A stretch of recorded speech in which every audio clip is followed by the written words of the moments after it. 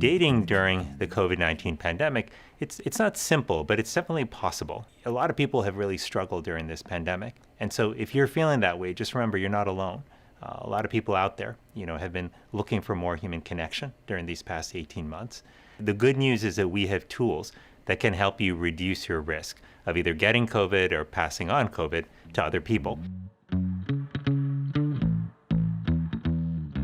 Number one is to recognize that getting vaccinated is the single most important thing we can do to reduce our risk. And if both people are vaccinated, that helps tremendously. The second thing to remember is whenever possible, being in outdoor settings versus indoor settings really reduces our risk of transmission. And finally, keep in mind testing. Testing is a tool that we can use, especially a rapid test that give you back results within 10 to 15 minutes. Just know that getting a same-day rapid test can give you and your partner some assurance that you're at low risk for spreading the virus.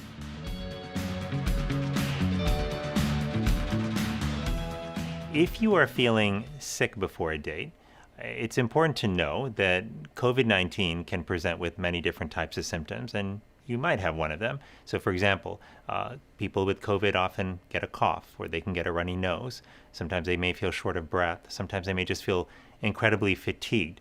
They may have a fever. They may lose their sense of smell or taste. And there are more. And if you have any of these symptoms, then it's important that you not go on that date if you haven't been tested. And if you could get tested, for example, within 24 hours of your date, that would be ideal.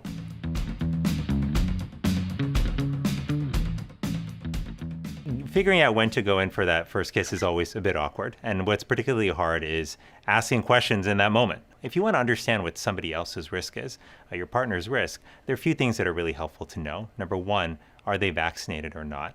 Number two, do they live with or work with or study with groups of people who may not be vaccinated, in which case they may be at increased risk? And third, do they take precautions like wearing masks when they're in outdoor settings with other people in public spaces?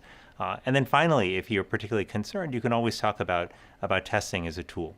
It's having these conversations that will help you understand what their risk is, what you're comfortable with, and that's how you can move together as a unit in a way that's most comfortable for both of you.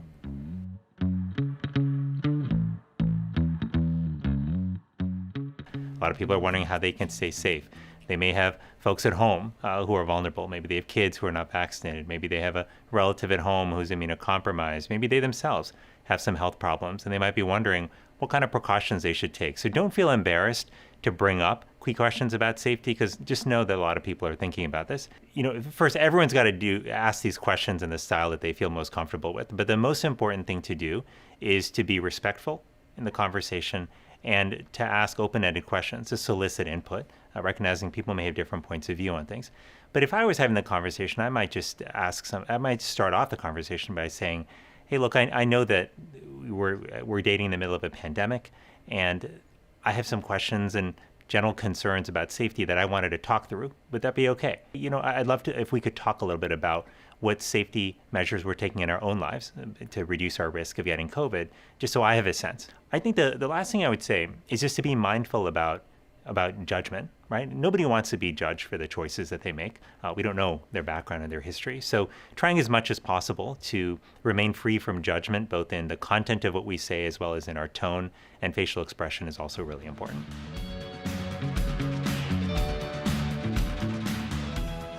We know that with the Delta variant, which is really transmissible, that sometimes even fully vaccinated people who have breakthrough infections may be able to transmit the infection. So even though it's lower risk if you're both vaccinated, if you are in an indoor setting, then the safest thing to do would be to wear masks, especially if you're in an area where there's substantial or high spread of the virus.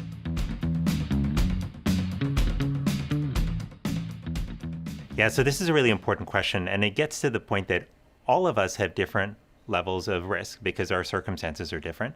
I have 2 small kids at home, for example, who are too young to be vaccinated. So I'm particularly careful when I go outside. Even though I'm vaccinated and I know I'll probably be fine, even if I get a breakthrough infection, I don't want to bring it home and transmit it to my children who are unvaccinated. So I tend to take a little more in the way of precautions when I leave the house.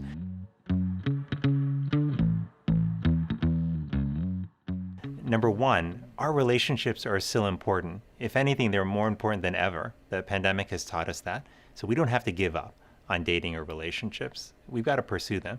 But number two, we have tools for how to make dating safer during the pandemic. The important thing is to understand what those tools are so we can use them and talk to our partners about them. Number three, communication with our partners have become more important than ever. It's critical to have those conversations up front. Let people know what your risk is. Ask people what their risk is.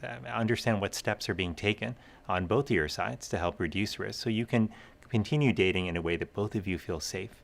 And so putting all of this together, we know that relationships are critical. We can still pursue them during this pandemic. And doing so is actually an incredibly important part of making sure that we're healthy, strong, and happy during this pandemic and long afterward.